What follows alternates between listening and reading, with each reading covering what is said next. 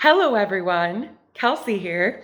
I am a licensed expediter at my firm Kelsey and Company, operating in the city of brotherly love, Philadelphia.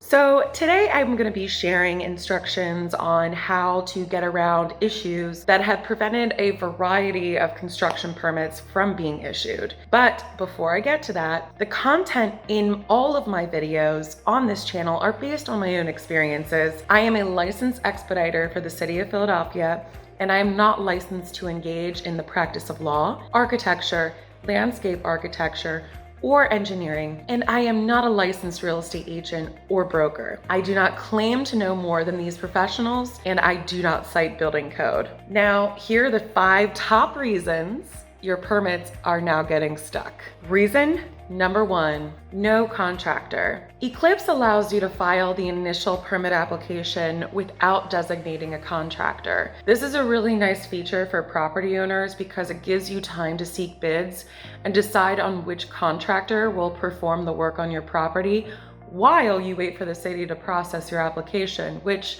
could take weeks, months, and even a year, depending on the complexity. So in order for the permit to be issued, you must designate the contractor and all of their records must be up to date. Reason number 2, application incomplete. This status appears in red and indicates what we knew as an RFI, which is a request for information, when we filed in-person paper applications.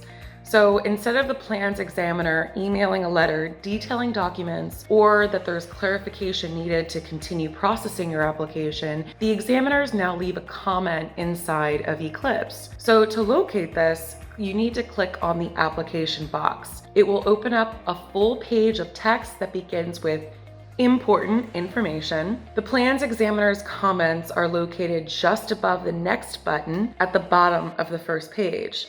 Be careful, because these comments are very easy to miss. Reason number 3, associating a contractor to your permit. If you are filing a permit as a property owner, architect, attorney, or expediter, like myself, you'll need to ask a contractor for their license number. If you are a contractor trying to associate to a permit, hang tight. I'm going to address this later in the video. So eCLIPSE allows you to search by company name, but I don't actually recommend it. Sometimes the license was filed under a different company name, or if you added a space in the wrong place when attempting to perform the search. This happens to me all the time.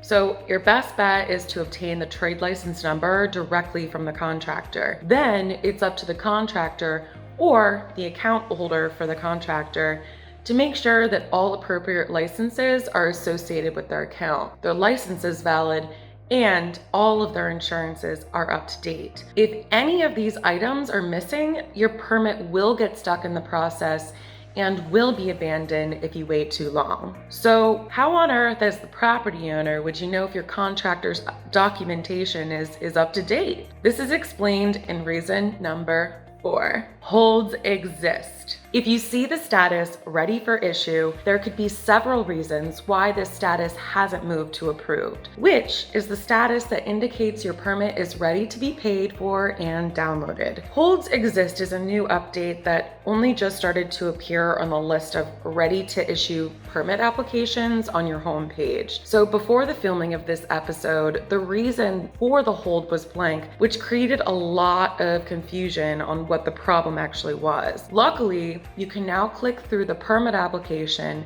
and the reason for the hold will be listed under the column located on the right side of your screen. In this example, the reason for the hold is due to trade license errors on permit. Now, eCLIPSE will allow you to click the flagged row to see what the exact reason is. So you can contact the prospective party to inform them that they have issues that they need to resolve. You may also collect the updated documents for them and upload it here. So, hot tip.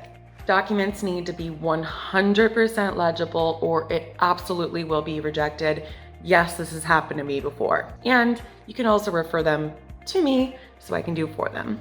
Reason number 5, associating a permit as a contractor. This is by far the most frustrating step out of this entire process, but do not fear, I figured it out. And I'm going to explain this in 2 different sections. Using an active contractor eCLIPSE account that has already been linked to the proper license, and yeah, in some cases this needed to be done. You need to navigate to the home screen and find the section header, permits and certificates. Click the linked field, associate with a project permit, and it will take you to a new screen that requires 2 entries. The first is a permit number and the second is an association code. You need both. So to get these numbers, you need to contact the primary applicant to obtain their permit number and the association code. So now I'm gonna flip to the primary applicant of this permit, which is an account as a licensed expediter, mine. So once you have clicked on the permit application box from the home page, a summary page will appear showing the status of the permit and filed scope of work. To find the association code of this permit, you must click the very last tab, Manage Permit Notifications. Once you are here, choose Invite Co-Applicant. Make sure that the pop-up windows are enabled because clicking this button is going to open up a new and smaller window that contains the permit association code. The description states that this code will expire once it is used successfully and you will be able to generate a new code. I've already associated this code to the contractor's eCLIPSE account and it definitely appears on their home screen. So